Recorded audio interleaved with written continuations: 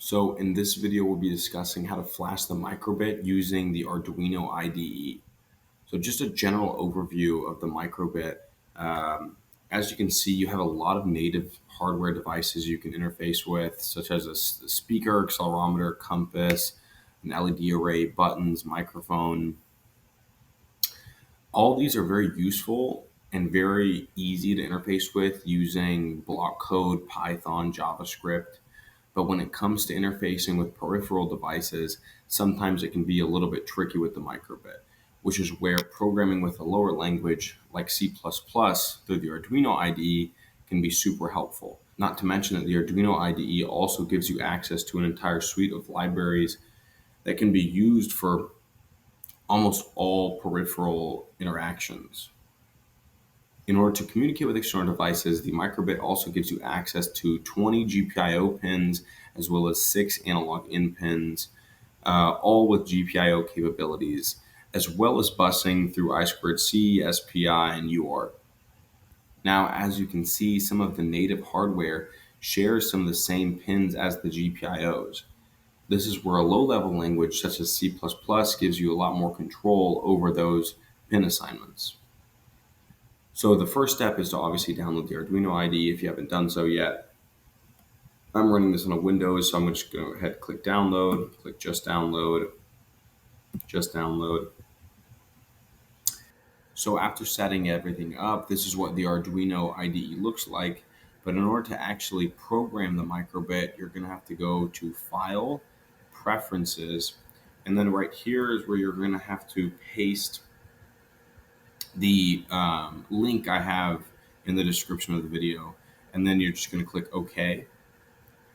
Then what you can do is click over here for Boards Manager. If you don't see that, just go to Tools, under Board, click Boards Manager, and then you're going to type Nordic Semiconductor. If that doesn't show up, type NRF5 boards, and you're just going to click Install, and then we'll wait for that to go through the installation process.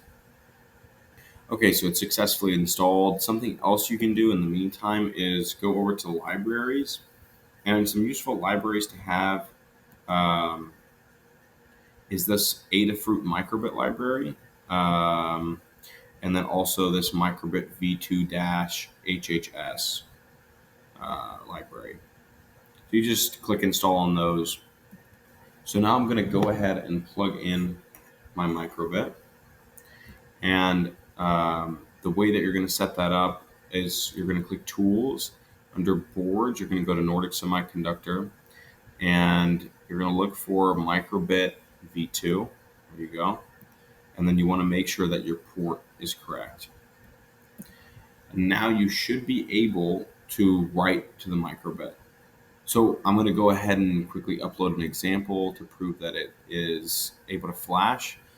So under Files, you're going to go to Examples, and then you're going to scroll down to Adafruit Microbit Library, and I'm going to do the matrix demo. So it will open up a new page. And then you just want to make sure that your board hasn't changed.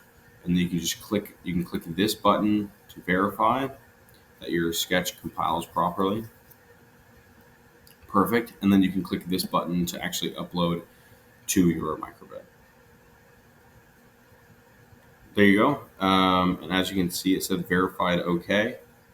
And here's my microbit after uploading to it. If I click the reset button here on the back, you'll see the LED matrix will scroll through all the different characters that are defined in the code.